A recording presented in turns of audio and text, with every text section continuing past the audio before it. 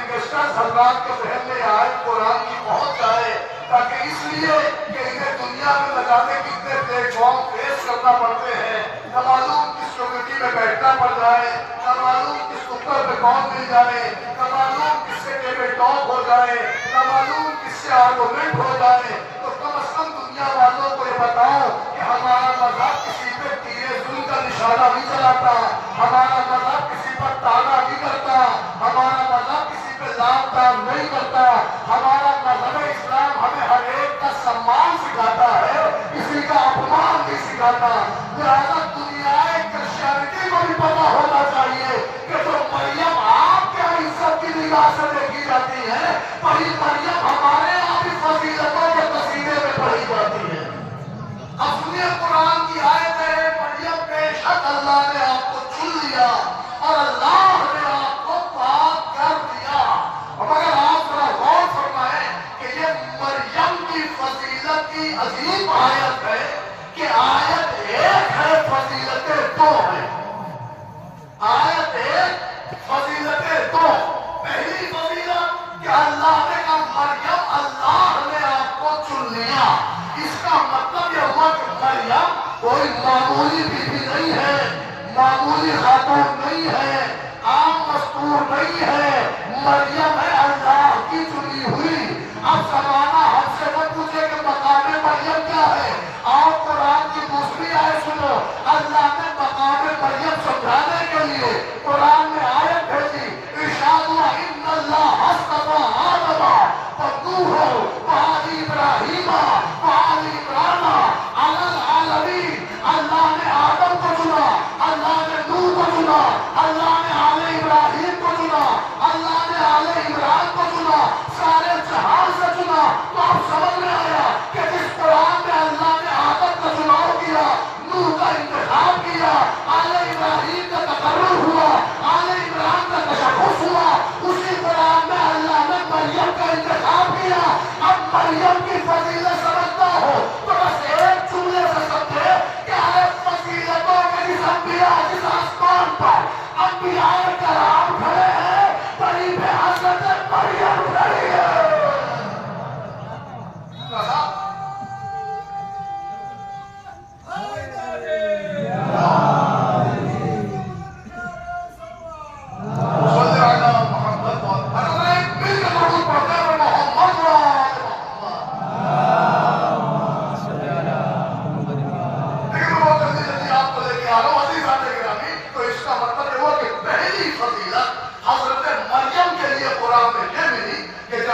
مریم کا اللہ کی طرف سے تعین ہوا، تشخص ہوا، تقرر ہوا، چنی گئی، انتخاب ہوا، منتخب ہوئی۔ اس کا مطلب یہ ہوا کہ استفاء حضرت مریم کا بھی ہوا ہے اور چناؤ انبیاء ماسبق کا بھی ہوا ہے۔ تو جیسے قرآن میں انبیاء کے چناؤ کے لیے آیت، ویسے ہی قرآن میں مریم کے چناؤ کے لیے آیت۔ اس کا مطلب انبیاء چن لیے جائیں تو معصوم کہلائیں، اور مریم چن لیے جائیں تو معصومہ ہو جائیں۔ اور کیا؟ اب ذرا سا آگے بڑھیے۔ مگر اللہ نے اسی آیت کے دائرے کو کشادہ کیا، ایک لفظ اور صرف کیا اور ارشاد ہوا ہے مریم جہاں اللہ نے آپ کو چنا ہے، کوئی ایک فضیلت کا گوشہ یہ دیا ہے کہ آپ کو پاک کر دیا ہے۔ اب پوری کائنات میں کوئی خاتون ایسی نہیں ہے کہ جس کے لیے الوہیت کی طرف سے سند طہارت آ جائے۔ اور فرمائیے گا، کوئی خاتون کائنات کی ایسی نہیں ہے کہ جس کے لیے اللہ کی طرف سے سند طہارت آ جائے اور جس کے لیے الوہیت رش کر کے کہہ دے کہ تم پاک ہو گئی، تم پاک ہو گئی، تم پاک ہو گئی۔ اس کا مطلب یہ ہے کہ کائنات کی خواتین میں نجاست کے امکان ہیں، مریم کے یہاں شاید نجاست نہیں۔ دلیل کا دلیل اس ہے کہ کائنات کی ہر عورت نہ تمام تر مسائل سے گزرتی ہے، مگر مریم کی فضیلت یہ ہے کہ ان کے لیے طہارت میں آیت آتی ہے۔ اب زمانہ یاد رکھے کہ دنیا بھر کی عورتیں ایک طرف، فضیلت مریم بنا میں آ رہے ہیں۔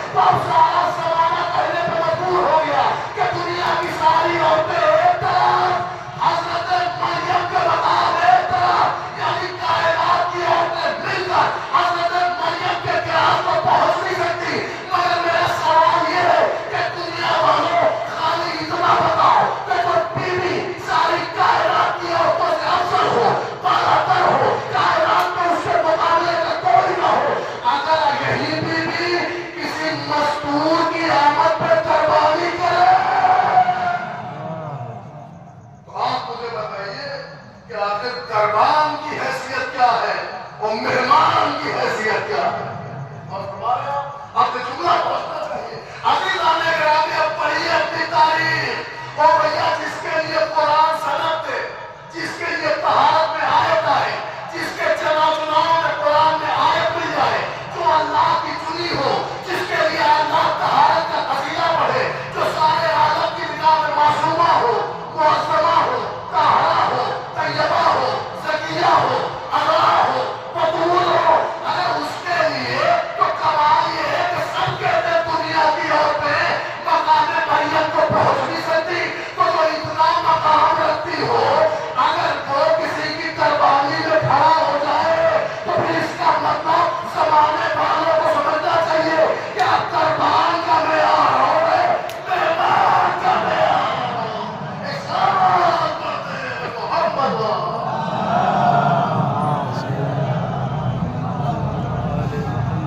اگر ایک مل کے صلوات پڑھتے ہیں تو محمد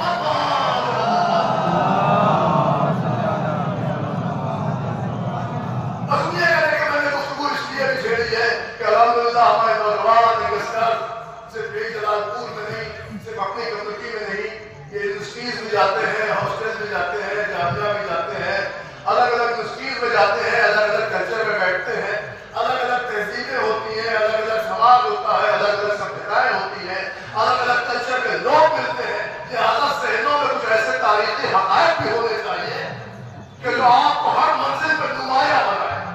اور الحمدللہ مولا کا چاہنے والا جہاں ہوتا ہے نمایاں ہوتا ہے. اور فرمایا جہاں ہوتا ہے نمایاں ہوتا ہے. میں سارے نوجوانوں اپنے چھوٹے بھائیوں کے لیے عرض کر رہا ہوں، لوگوں سے طلب دعا اور سب ان کے سنے ہوئے لفظ ہیں ان کے اور سب اس سے واقف ہے. مگر سنیے حضرت مریم کی سب سے بڑی فضیلت یہ ہے کہ قرآن میں ان کے لیے آیت ہے. پہلی آیت میں اللہ نے کہا ہم نے انہیں چن لیا، اور اسی آیت میں آگے بڑھ کے کہا کہ ہم نے انہیں پاک کر دیا. اس کا مطلب کوئی ایسا ہمیں کائنات میں ایسا معیاری شخص عورتوں میں دکھائی نہیں، کوئی شخصیت ایسی دکھی نہیں کہ جس کے لیے یہ ہو کہ وہ چنا بھی گیا ہو اور وہ پاک بھی ہو گیا ہو.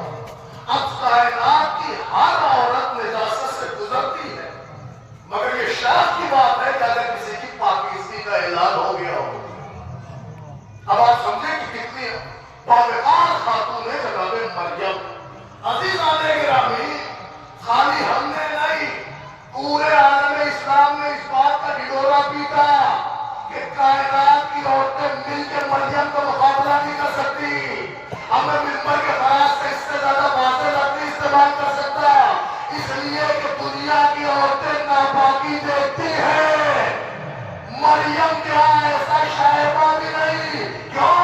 اس لیے دلیل قرآن کی آیت. تو میرا خالی سوال اتنا ہے دنیا والوں، اگر مریم کی طہارت میں آیت آئے تو مریم معصومہ ہو جائے، اور اگر کسی کے لیے قرآن گنگنائے انما یرید اللہ لیذہب عنکم الرجس والطیب.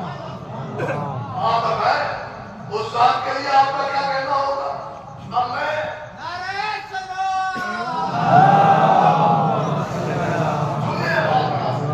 اب آپ کے حضور یہ آیت پہنچی.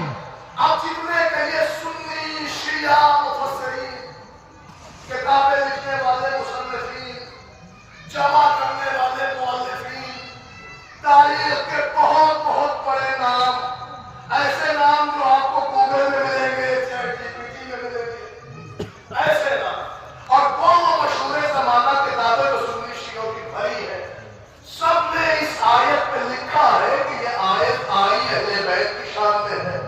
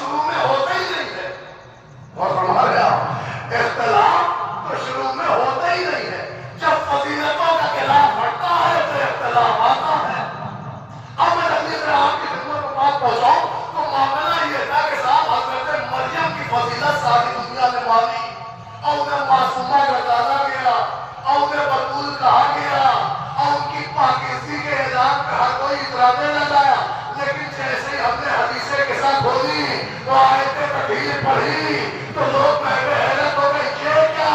ہم نے کہا یہ ہے کمال اس کا، وہ تھا کمال ان کا، تو جو اب تک کمال سنا وہ ان کا، اب جو کمال ہے ان کا مطلب کیا ہے کہ اب تک آیت جو تھی وہ دربان کے لیے تھی، اب جو آیت ہے یہ مہمان کے لیے، مہمان کے لیے کا کیا مطلب؟ آیت تطہیر کس کے لیے؟ ہم نے کہا جناب سہارا کے لیے، یہ طہارت والی آیت کس کے لیے؟ جناب مریم کے لیے۔ تو زمانے نے کہا اس کا مطلب دونوں بیویاں محترم، دونوں مقدس، دونوں معتبر، دونوں عذرا، دونوں پاکیزہ، دونوں طیبہ، دونوں عفیفہ، دونوں پاکیزہ، دونوں عفیفہ، دونوں بطول، دونوں عذرا، دونوں معصومہ۔ تو کہنے لگا زمانہ کہ اب اس میں خاص طور پر یہ ہر جمعرات حدیث کے ساتھ سنیے، اس میں اپنے بھی شکار ہیں، یہ شادی بیاہ میں حدیث کے ساتھ کیوں، یہ سنت میں حدیث کے ساتھ کیوں، یہ مکان کی اینٹ رکھتے میں حدیث کے ساتھ کیوں، یہ انوگریشن میں حدیث کے ساتھ کیوں، کلاسات ابتدا میں بھی حدیث کے ساتھ، انتہا بھی حدیث کے ساتھ، سنت میں حدیث کے ساتھ، نکاح میں حدیث کے ساتھ، ارے مکان بناتے وقت حدیث کے ساتھ، بن جائے تو حدیث کے ساتھ، یہ کیا ہے آپ کیا؟ اس میں یہ حدیث کے ساتھ پوری کی پوری آیت تطہیر پر مبنی ہے، اور آیت تطہیر پوری پوری اہل بیت کے لیے آئی ہے، اور اس میں طہارت جناب زہرا کا ذکر ہے، تو انہوں نے کہا بھیا اگر پڑھنا ہے تو قرآن پڑھو، یہ بار بار حدیث کے ساتھ کیوں؟ وہاں بھی تو طہارت کا ذکر ہے۔ ارے ہم نے کہا آپ نے غور نہیں فرمایا، ہم نے تو اس ذکر سے انکار کیا، لیکن ہم یہ بتانا چاہتے ہیں کہ آپ دونوں کو اکول کر کے، دونوں کو ہمسا کر کے، دونوں کو ہم پلہ کر کے، دونوں کو برابر کر کے مقام سیدہ کو گرا نہیں سکتے، اس لیے کہ مریم ہونا اور ہے، فاطمہ ہونا اور ہے۔ دلیل کیا ہے؟ کہ دلیل یہ ہے کہ جب مریم کی طہارت کا اعلان ہوا تو اللہ نے ظاہراً طہارت کا اعلان کر دیا، لیکن جب فاطمہ کی طہارت کا اعلان ہوا تو اللہ نے انما کی پہلی کیٹی لگائی۔ اور کیا؟ اب دیکھا الحمدللہ ہمارے بزرگ علماء بیٹھے ہم سے بہتر جاننے والے بیٹھتے ہیں، میں ان کی خدمت پہ کلاس کروں، اپنے بھائیوں کے لیے عرض کروں۔ آپ چاہیے کرامہ سے پوچھئے کیا ہے انما؟ کہ شیعہ اس انما کو لے کے اتراتے ہیں، کیا ہے انما؟ تو کرامہ کے اسلوب بتائیں گے آپ کو، یہ کلمہ حصر ہے، یہ لیمیٹیشن کے لیے آتا ہے، یہ آتا ہے تو باؤنڈری وال کریٹ کرتا ہے، یہ آتا ہے تو ایک احاطہ بناتا ہے، یہ آتا ہے تو ایک دائرہ بنا دیتا ہے، اور جس کے لیے انما آتا ہے اسے دائرے میں لے لیتا ہے، اور جسے دائرے میں لے دیتا ہے پھر انما کہتا ہے یاد رکھو اب دائرے والوں کا مقام اور ہے، باہر والوں کی حیثیت ہے۔ یہ انما کا ہے یار، لیکن کون سا یہ انما کا یار ہے جس کے لیے آئے گا، یہ کلیئر کر دے گا یار ہم جس کے لیے آتے ہیں تو یہ بتاتے ہیں کہ اب ان کے جیسا کوئی نہیں۔ اب اس عام لفظوں میں انما کی فلسفی یہ ہے کہ انما اگر کسی سینٹینس کی اسٹارٹ پہ لگ جائے تو یہ کلیئرنس کر دیتا ہے کہ ہم جس کے لیے آئے ہیں اس کے جیسا کوئی نہیں۔ دلیل، پہلی دلیل، اللہ نے باب طہارت میں انما لگایا، اور جب اہل بیت کی شان پڑھی اور حضرت زہرا کے لیے طہارت کا قصیدہ پڑھا تو اللہ نے انما لگا کے کہا بس اور بس۔ اللہ کا منشا یہ ٹھہرا کہ اللہ اہل بیت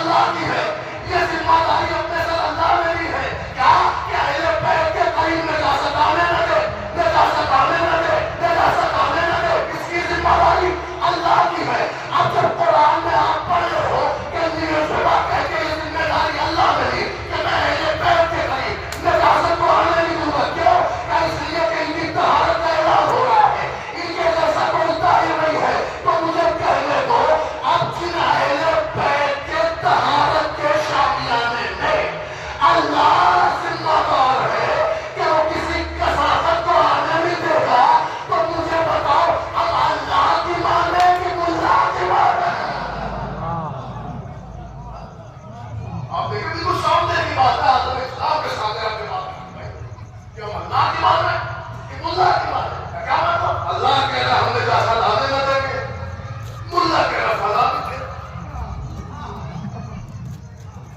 آپ جس کو چاہے داخل کر دیں، مگر دخول کے ساتھ ساتھ یہ آپ کو طے کرنا پڑے گا کہ آنے والا وہ ہو کہ جس کے یہاں امکان نجاست نہ ہو۔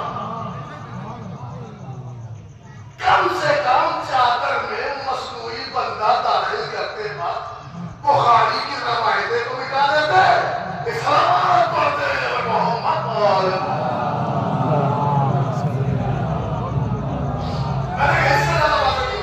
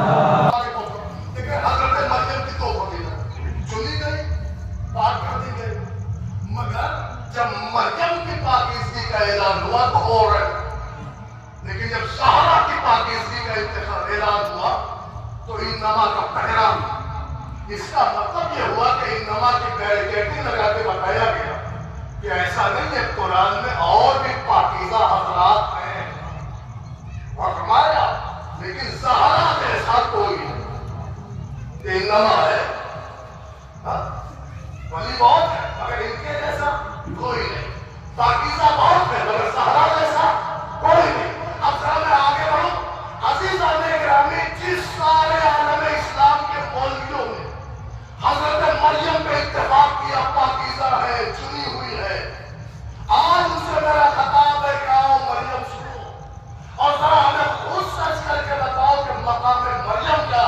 مقام زہرا تھا. دیکھیں یہاں ہیٹو کرنا معیار نہیں ہے, یہاں کھٹانا کسی کو مقصد نہیں ہے, یہاں بتانا ضروری ہے. اس لیے کہ دنیا بآسانی قیاس آرائی کر دیتی ہے کہ یہ بھی تو ویسے ہی ہے, یہ بھی تو ویسے ہی ہے. ارے بتانا ضروری ہے دربار کون ہوتا ہے, مہمان کون ہوتا ہے. سدھے زمانہ کون ہے مریم؟ اب الحمدللہ علماء کرام کہتے ہیں یہ وہ تاریخ ہے جو آپ کو گوگل پہ ملے گی, سرچ کریے آپ کو ڈائریکٹ ملے گی. والدین تھے مریم کے, جناب عمران, جناب حنہ, دعا مانگی, معمول اگر ہمیں ایک بیٹا ہو جاتا تو ہم اسے تیرے گھر کے لیے وقف کر دیتے, بیت المقدس میں رہتا, خانہ خدا کی دیکھ بھال کرتا, تیرے دین کے کام آتا. معبود ہمیں ایک بیٹا دے دے. مانگا کیا کیا؟ منت. کہاں لکھا ہے؟ قرآن میں. کس نے ترجمہ کیا؟ سب نے. سب کی تفسیروں میں آیا. جی ہاں, یہ عجیب فلسفہ ہے کہ مریم کے والدین مانگے تو قرآن ہو جائے, ہم مانگ لیں تو بدعت ہو جائے. آپ دیکھیں منت مانی گئی, سب مانتے, سب لکھتے ہیں منت مانی گئی. مگر جب منت مانی گئی تو دن پورے بھی نہ ہوئے اور منت کا ثمرہ ظاہر ہونے کو تھا. ظواہر صاف ہو رہے تھے, چہرے پہ خوشیوں کے آثار نمایاں ہو رہے تھے, یا یوں کہہ دیا جائے امیدوں کی کلی باریاب ہو رہی تھی اور کسی کے آمد کی تیاری ہو رہی تھی. مگر جب آمد کا دن قریب آیا اور حضرت عمران کے گلشن میں کلی کھلی تو ماں کی آغوش میں ایک چاند سی بچی آئی.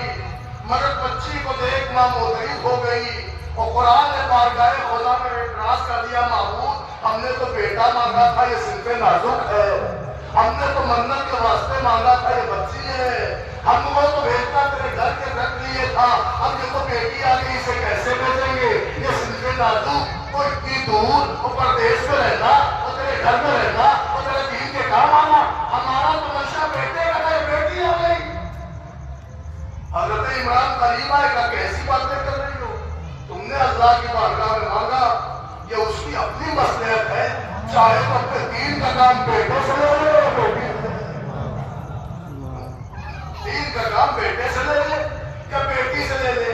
اما بھیا چھوڑے 1400 سال پرانے اسلام کی بات چھوڑے, میں ساری کائنات سے کہتا ہوں, ہیومن رائٹ کی باتیں کرنے والوں, حقوق انسانیہ پر تقریر کرنے والوں, میں ساری کمیونٹیز کو کہہ رہا ہوں بھیا کم سے کم 1400 سال پرانے اسلام کی چھوڑو, حضرت مریم کا دور پڑھو. اس دور سے لے کے آج تک اسلام میں پرمپرا ہے کہ آپ بیٹے اور بیٹیوں میں کوئی تفاوت نہیں رکھا گیا.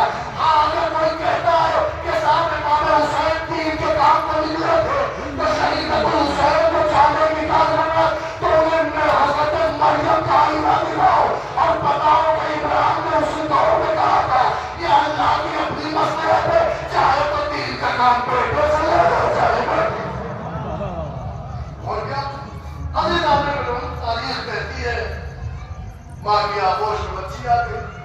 پھر سارے مسلمانوں نے لکھا کہ والدین نے پیار کی نگاہوں سے مریم کو دیکھا اور مریم کو خوب چاہا اور خوب محبت دکھائی, اور محبت اپنی انتہا پہ پہنچی تو والدین نے ایک نام تشخیص دیا اور سارے لوگوں نے لکھا کہ والدین نے مل کے مریم کا ایک نام مریم کر دیا, اس دور کی بچی کا نام مریم رکھ دیا. یہ سب کی کتابوں میں موجود ہے. عزیز آنے گرامی, میرا آپ سے ایک سوال ہے, آپ مجھے بتائیے. دیکھیں ہمارے یہاں بھی بچے ہوتے ہیں, الحمدللہ سب کے یہاں ہوتے ہیں, لیکن غور فرمائیے گا. دیکھیں اگر ہم اپنے بچے کا نام اپنے حساب سے کسی سے انسپائر ہو کے رکھتے ہیں تو وہ ایک الگ بات ہے. ہم کسی کرکٹر کو بہت چاہتے ہیں اس کے نام پہ رکھتے ہیں, کسی نیتا کو بہت چاہتے ہیں اس کے نام پہ رکھتے ہیں, اور انسپائر ہو کے رکھنا, کسی سے مرغوب ہو کے رکھنا, یہ الگ بات ہے, یہ لوگ رکھ دیتے ہیں. مگر کچھ جائزہ طور پر انسپائر بھی نہیں ہوتے, وہ قافیہ آرائی میں رکھتے ہیں. اور فرما رہے ہیں اور آپ سمجھ سکتے ہیں, مجھے دہرانے کی ضرورت ہے.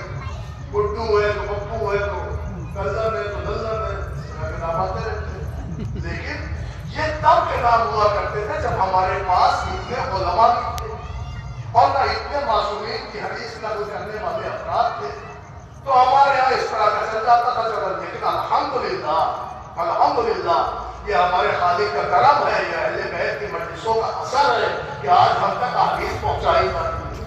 معصومین فرماتے ہیں کہ والد کی ذمہ داری ہے کہ وہ کم از کم 7ویں دن اپنے بچے کا اچھے سے اچھا نام رکھے۔ معصوم فرماتے ہیں کہ ہمارے ناموں پہ اپنا نام رکھے۔ عزیز آنے کے رامی، اچھا ہمارے یہاں لڑکا ہوا تو ہم نے اپنے حساب سے اس کا نام گڈو بپو رکھ دیا، لیکن ابھی ہمارا دوسرا بیٹا ہوا تو اس وقت ہمارا طالب دین پیشمامی کو آئے تھے۔ ہم نے کہا حضرت ایک بچہ پیدا ہوا ہے، کوئی نام تجویز کریے، انہوں نے قرآن کھولا تو کوئی بہترین نام تجویز کر کے دے، تو آپ بتائیے ہمارا رکھا والا پپو اچھا ہے یا عالم دین کا چنا والا اچھا ہے؟ اس کا مطلب ہماری اپنی صلاحیت اور ان کی لیاقت علمی اور اب سمجھ میں آ گیا۔ اب اس سے زیادہ کیا پڑھنے کی ضرورت؟ اے بھیا ساری تاریخوں میں لکھا کہ جب مریم دنیا میں آئی تو ان کا نام ان کے والدین نے مریم رکھا، مگر میرے مولا فرماتے ہیں جب ہماری جدہ دنیا میں آئی تو ان کا نام والدین نے نہیں رکھا، اللہ نے نام فاطمہ رکھا۔ ایک محمد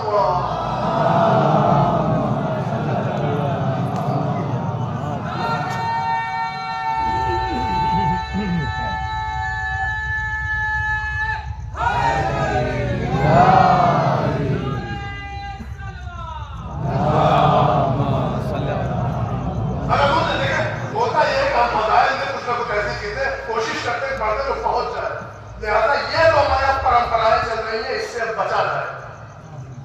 ارے بھائی ہمارے دادا تھے، دادا کا یہ نام تھا، اب چاہے دادا ختم ہو گئے تو ان کی یاد تازہ کرنے کے اپنے بچے کے نام رکھتے، اب دادا کا چاہے جو نام ہو یاد تازہ کرنے کے لیے چاہے جو رکھتے ہیں۔ معصوم کی حدیث ہے، نام رکھیے تو معصومین تو ان کے نام ہو، اور ہمارے عزیز آدھے بات پہنچنی چاہیے۔ اس کا مطلب یہ ہے کہ اگر ہم آپ رکھے تو بات اور، کوئی عالم دین رکھے تو بات اور، کوئی مرجع رکھے تو بات اور، مگر عزیزان گرامی کسی کا نام معصومین رکھے اور ہمارا تو بات اور، اگر کسی کا نام اللہ رکھے سوچے آپ کیا گرام وہ کیا میرا تو تاریخ کہتی ہے حضرت مریم کا نام ان کے والدین کو جلدی جلدی بات پہنچا دو، ان کے والدین نے نام رکھ دیا مریم۔ ابھی تو پھر ہوا کیا؟ کب وہ دن بھی آیا کہ مریم کے لیے تیاری کی گئی کہ خانے خدا بھیجا جائے، جب تیاری ہوئی کہ بھیجا جائے تو ایک ڈبکی پٹوائی گئی کہ صاحب اتنی دور بیت المقدس بھیجا جائے گا تو وہاں دیکھ ریکھ کرے گا کون؟ تو یہ ہوا کہ بھائی پاس اب شریف الناس علماء رہتے ہیں اور ایسے پاکیزہ سنت علماء رہتے ہیں کہ جن کا کام یہ ہے اور مشغلہ یہ ہے کہ وہ لوگ لوہے کے قلم سے پتھر کی سل پر عبادت کو ادا کرتے ہیں، وہ علماء کا کام ہے۔ اچھا کوئی معمولی عبادت نہیں، پیغام خدا بندی کو پتھر کی سل پر لوہے کے قلم سے کھولتے ہیں اور وہی پتھر کا سل بیت اللہ کی مقدس دیواروں کا آویزہ کرتے ہیں تاکہ ہر جاننے والے کو پیغام الہی ملتا جائے اور اس کی دنیا بہتر ہوتی ہے۔ ایسے علماء رہتے ہیں تو وہ کریں گے کفالت۔ تو عمران نے جو کی پٹوا دی جناب عمران نے، تو جب سارے علماء کو پتا چلا مریم کی کفالت کا مسئلہ ہے، سب آگے آگے ہم پالیں گے ہم پالیں گے ہم پالیں گے، تو جناب عمران نے کہا ایک چھوٹی سی بچی ہو اتنے پالنے والے، لہذا حیران تھے، ان کی محبت دیکھ کے شکر ہو رہے تھے، پریشان تھے، کرے تو کیا کریں؟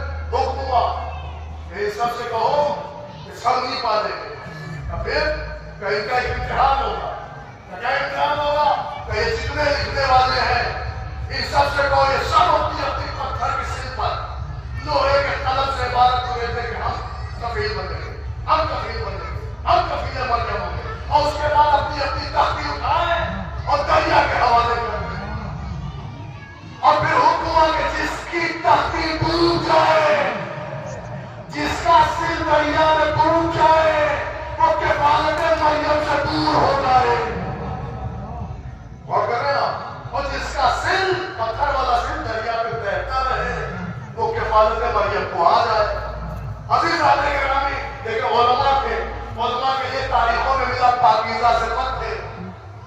صالحین تھے، اچھے علماء تھے، باوقار تھے، باکردار تھے، پیغام الہی کی نشر و نما کرنے والے تھے.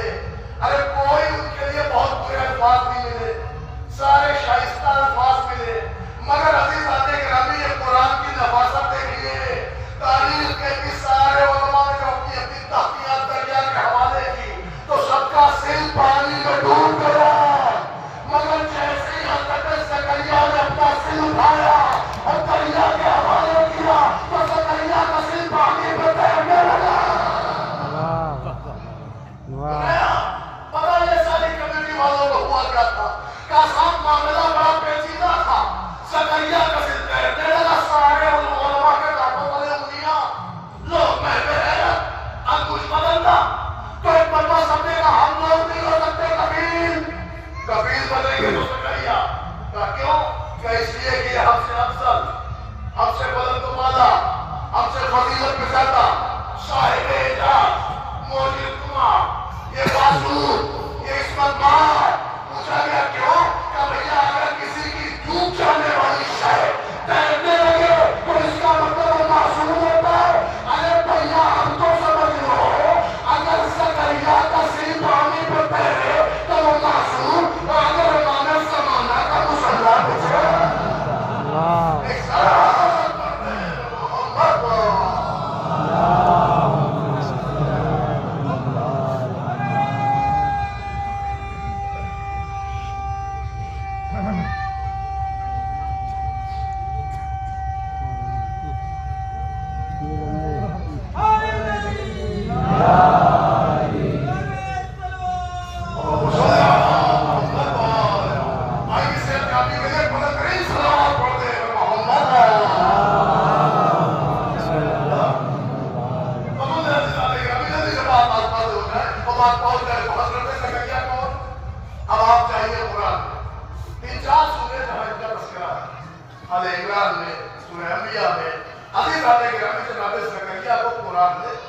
صالحین میں رکھا جیسے جناب الیاس، جناب عیسیٰ، جناب یحییٰ، ویسے ان کے بارے میں جناب زکریا. اور فرمایا اب جو ان کی ڈیٹیل نہیں پڑھ رہا ہے مگر یہ تو طے ہو گیا کہ ان کی اعجاز نمائی نے دنیا کو بتایا کہ یہ معصوم ہے. ان کے کردار نے دنیا کو بتایا یہ معصوم ہے. لیکن ساری تاریخوں کا ورنن کرنے کے بعد اور سنچپت میں پڑھنے کے بعد دل چاہتا ہے بارگاہ الہی میں ہاتھوں کو جوڑوں کہ معبود وہ جو علماء تھے انہوں نے کیا بگاڑا تھا. ایک چھوٹی سی بچی ہی تو پالنا تھا. ایک چھوٹی سی بچی کی کفالت منظور نظر تھی، پال دیتے. یہ کیا کہ تو نے انہیں نہ پالنے دیا. اگر یہ اختیار دیا تو زکریا جیسے معصوم کو تو اللہ نے قرآن کے دائرے میں قانون بنایا چونکہ مریم ہے معصومہ،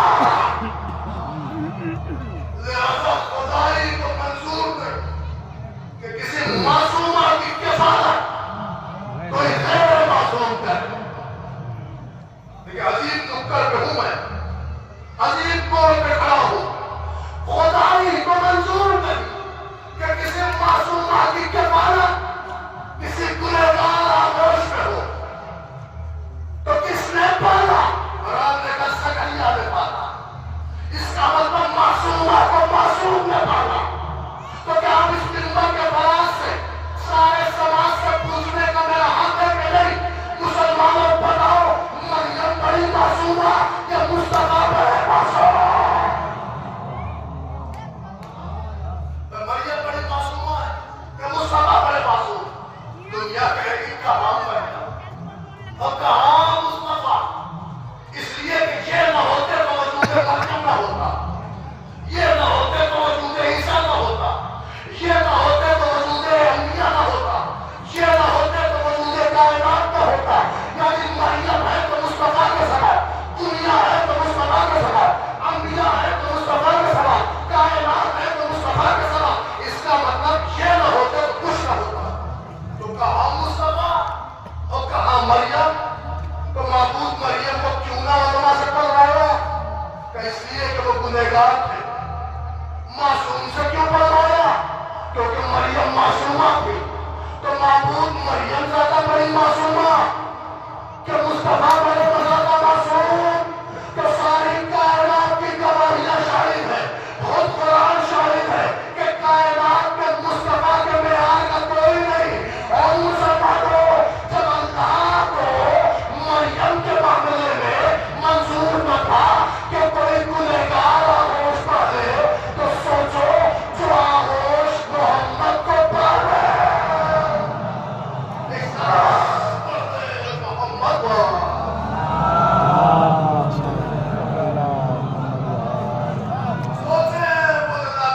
طالب کا بیان کیا ہوگا، اس آغوش کا بیان کیا ہوگا جہاں کائنات کا یوں کہوں وجہ وجود کائنات کا پرورش ہے، اور جس آغوش میں وجہ وجود کائنات پلے سوچے اس آغوش کا بیان کیا ہوگا۔ عزیزان گرامی، تو تاریخ کہتی زکریا نے پالا بس، لیکن مجھے 50 منٹ تقریباً گھبرائیے نہیں، بہت زیادہ وقت نہیں دوں گا۔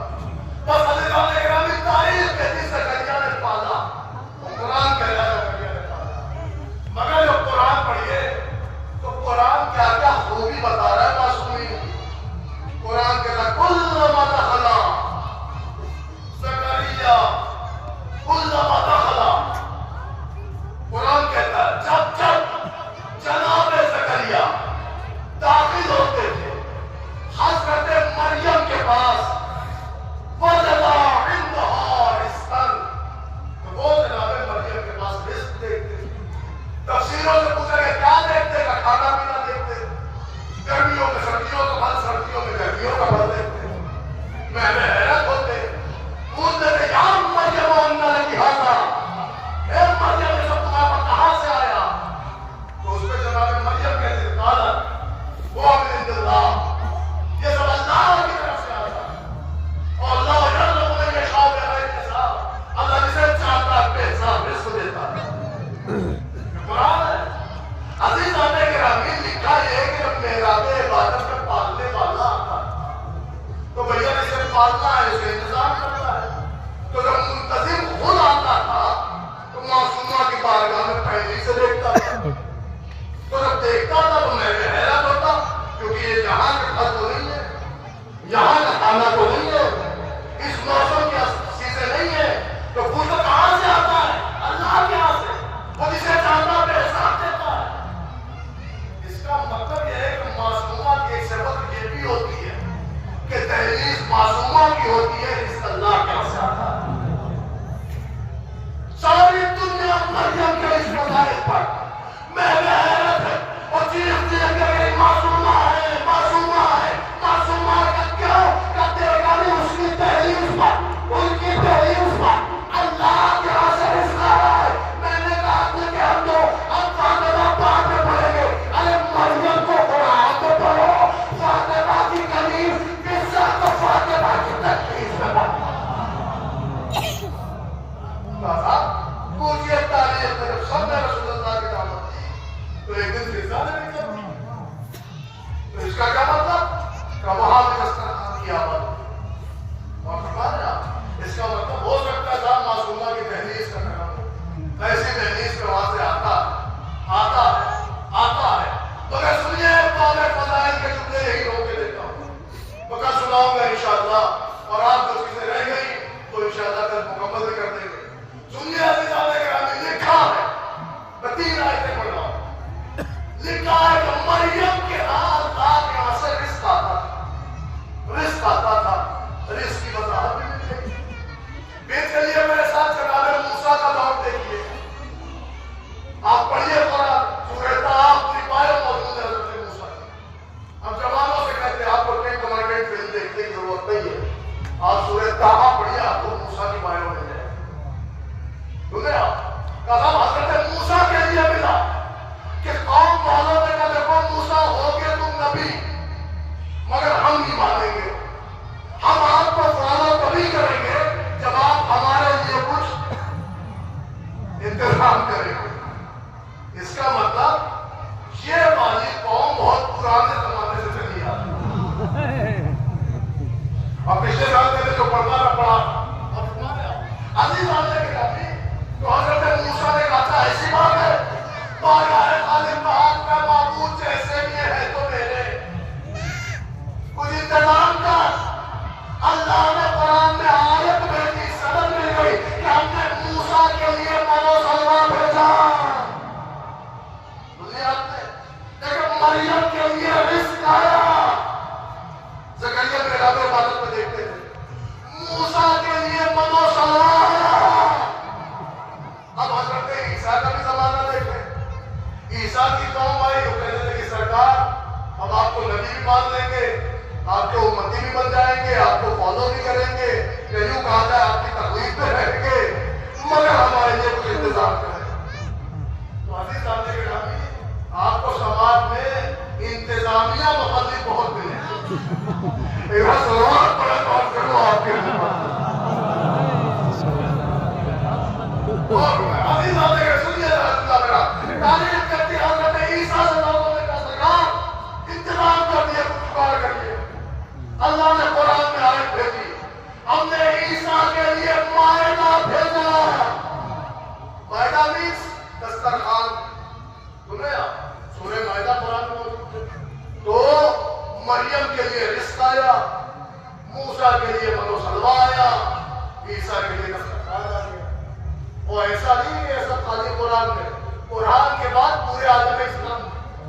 سب نے لکھا ہے.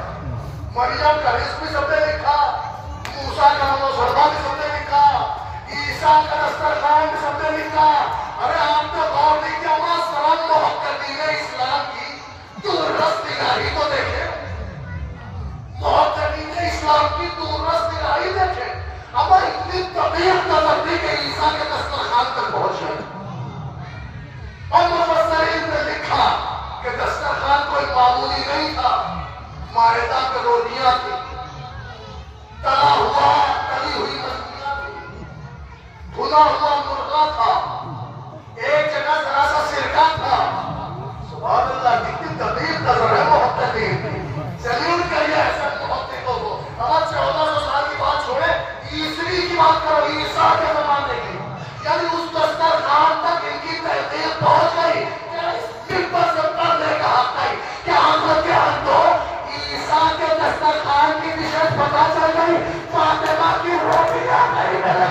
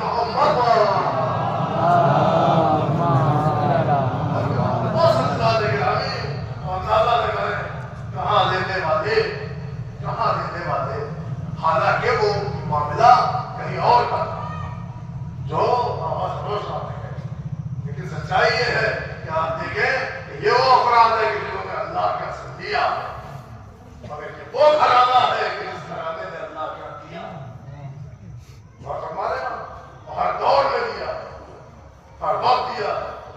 اب وقت نہیں رہا کہ میں آپ کو بتاؤں کہ کیا کیا دیا، سمجھ رہے ہیں آپ کیا کیا دیا؟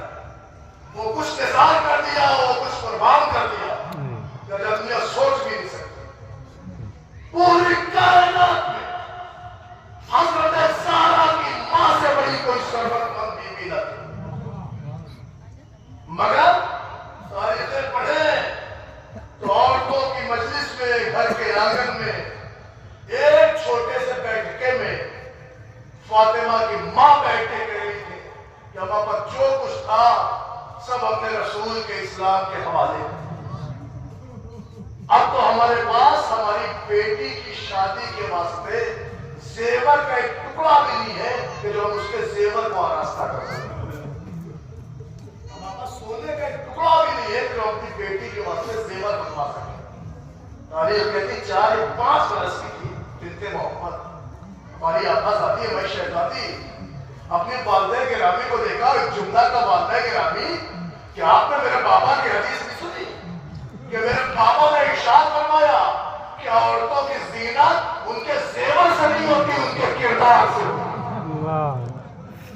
عزیزان گرامی، آپ نے محسوس کیا جس بیوی کا یہ کردار ہو، جس کی دولت اسلام پہ صرف ہوئی ہو، جس کے ہاتھوں کی روٹیاں لینے ملک آتے ہو، آپ اندازہ لگائیں اس بیوی کا کیا کمال تھا اور کیا اہمیت تھی اور کیا درجات تھے۔ جن کا یہ وہ گھرانہ ہے کہ اس نے سب کچھ راہ خدا میں سر کیا۔ عزیزان گرامی، ہماری کوشش ہوتی ہے ہم فضائل پڑھیں تو مجلسوں میں بطور پیغام میسج کوئی باتیں کریں، لیکن آج وقت دے رہا ہے انشاءاللہ کل اسی حوالے سے مجلس ہو جائے گی۔ بس بی بی زہرا کا کمال وہ کہ جس کی ماں ملکۃ العرب، جس کا باپ سید الانبیاء، لکھا ہے کہ فاطمہ کے باپ کے جیسا کسی کا کائنات میں باپ نہیں، فاطمہ کی ماں کے جیسے کسی کی کائنات میں ماں نہیں، مگر کیا ایثار تھا، کیا صبر و تحمل تھا، کیا جانساری تھی جو کچھ فاطمہ زہرا نے دنیا کے لیے پیش کر۔ بیٹی کی حیثیت سے باپ کیا رہی تو وہ خدمت کرتی کہ باپ امو اولیاء کہتا نظر آیا۔ شوہر کے گھر میں قدم رکھا تو اس انداز سے زندگی گزار دی کہ زندگی بھر علی ہاتھ جوڑے نظر آئے فاطمہ آج تک آپ نے ہم سے کوئی شکوہ نہ کیا، کچھ نہ مانا۔ عزیزان گرامی، یہ کوئی معمولی بات نہیں ہے کہ کردار جناب زہرا ہے۔ ہم نے ابتدائی مجلس میں کہا تھا کہ ہمارے علماء اسی بات پہ کوشاں ہے کہ سیرت جناب زہرا پڑھی جائے تاکہ ہمارا گھر منظم ہو جائے، ہمارا سماج، ہماری زندگی بہتر ہو جائے۔ عزیزان گرامی، کون سا ایسا گھر ہے کہ جس میں باتیں نہیں ہوتی یا تلخ کلامی نہیں ہوتی؟ میں چیلنج کرتا ہوں کوئی علی کے گھر میں ایک تلخ کلامی دکھا دے یا ایک بلند آواز دکھا دے۔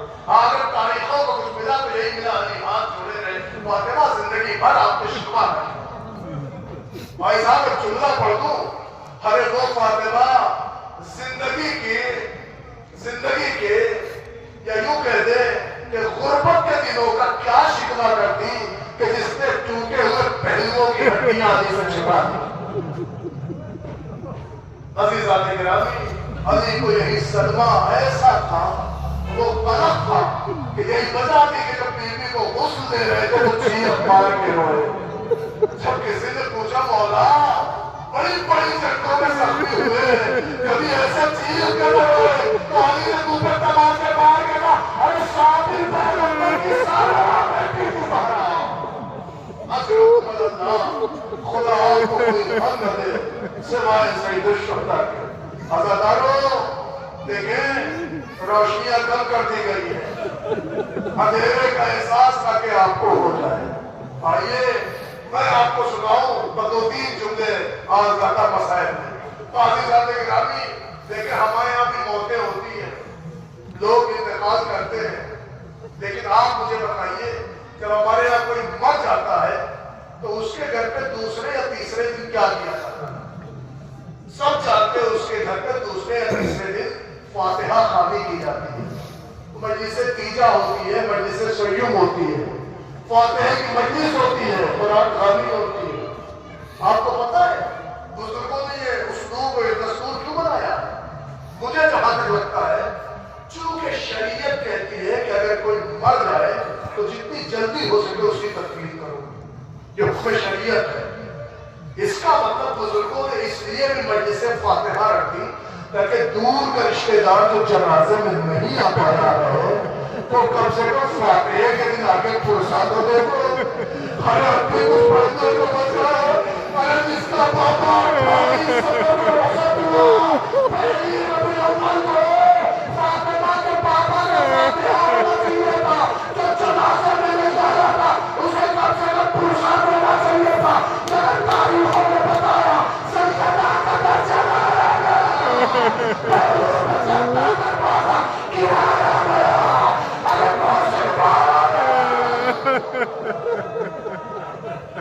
اجرکم اللہ، مدد ہو گئی آپ کی آواز ہوگی، مولانا حسین آپ کے آنسوں کو اے مومنوں سے دعائیں لے کے آؤ، ربی بھی دعائیں تمہاری قبول کرے۔ اے مومنوں بڑے خلوص و نیت سے ہم سب کا اہتمام کیا ہے، پھر بھی تمہارے تمام پر نکال کے عطا فرمائے۔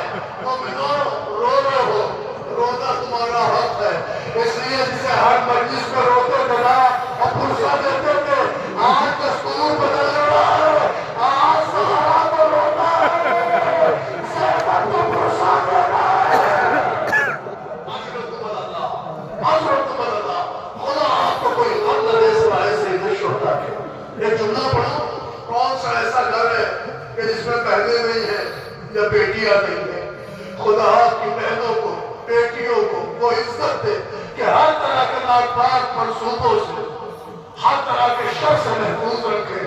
مگر سنو، ایک جملہ پڑھو، خدا نہ کرے کسی کی بیٹی ہو، کسی کی بہن ہو، امید سے ہو، لفظ پہنچا، امید سے ہو، اور اگر کوئی شر پسند تمہاری بہن کے بیٹی کے ساتھ بے حرمتی کر جائے، جب تک زندہ رہو گے اس کو معاف نہ کرو گے۔ ہائے میری غریب زہرا، وہ مظلومہ بی بی، ان کا ایسے دروازہ نہیں آیا گیا، دروازے پہ ایسی ٹھوکر ماری گئی کہ روئے گا ایک کیلا، فاطمہ کے بندے کو مارک بنایا، فاطمہ کے بیمار میں پسائے۔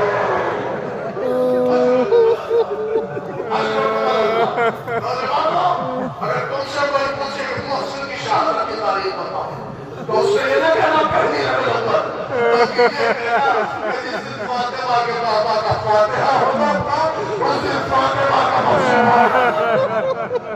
اللہ سنو گے، لکھا ہے اس دن کے بعد سے میری شہزادی کا عالم یہ تھا کہ شہزادی جب تک زندہ رہی روتی رہی، پہلو ٹوٹ چکے تھے، ہڈیاں شکستہ تھی، محسن مارا جا چکا تھا۔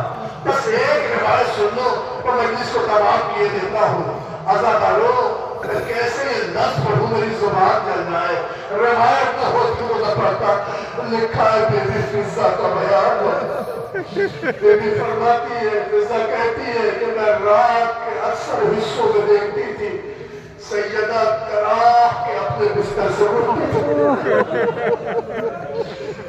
بی بی روتے ہوئے اپنے بستر سے اٹھتی تھی اور آہستہ آہستہ زمین پر چلتی تھی اور اس مقام پہ آتی تھی جب بی بی کرتے وہ خان پہ بیٹھ جاتی تھی اور رو کے کہتی تھی بابا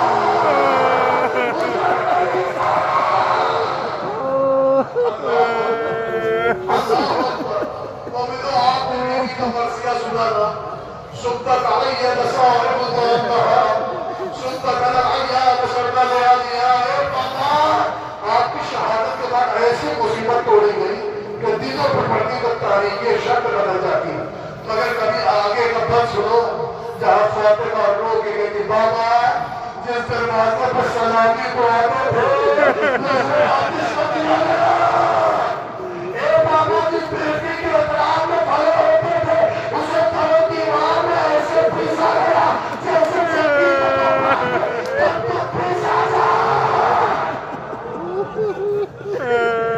کلیجے کا ہاتھ رکھ کے کہتی بابا میرا وہ بچہ جس کا آنے سے پہلے نام آپ نے کوشش رکھا تھا میرے بچے کو مارا تو مارا بچپنی اس تمام ہے ایک کہنا سننے لکھا فضا کہتی ہے اسی مقام پہ پہنچتی تھی اور روتی رہتی تھی ایک دن فضا کہتی مجھ سے برداشت نہ ہوا میں نے اپنے کلیجے کو تھاما اپنی سسکیوں کو سنبھالا آہستہ آہستہ اپنی آقا زادی کے قریب پہنچی میں نے بھی گھٹنے زمین پر توڑ دیے میں نے ہاتھوں کو جوڑا میں نے کہا حسین میں نے کہا اے حسین اے میری آقا زادی اے میری شہزادی ارے روزہ تو بستر پر ہوتی روزہ تو حجرے میں ہوتی مگر وہ بھی ہوش رات میں اسی مقام پر آگے کیوں اتنا شدت سے روتی ہو فضا کہتی سیدہ نے کوئی جواب نہ دیا بس ایک سب کہتی اپنے ہاتھوں سے زمین کی مٹی کو رکھنے لگی اور زمین کی مٹی کو رکھ کر تو میں تماشا مار کے کہتی ہے اے فضا یہاں اس لیے ہوتی ہو کہ یہاں مجھے میرے موسم کی ہو جانا میرا موسم مارا گیا یہی باتیں بات لڑ گئی میں تمہیں یہاں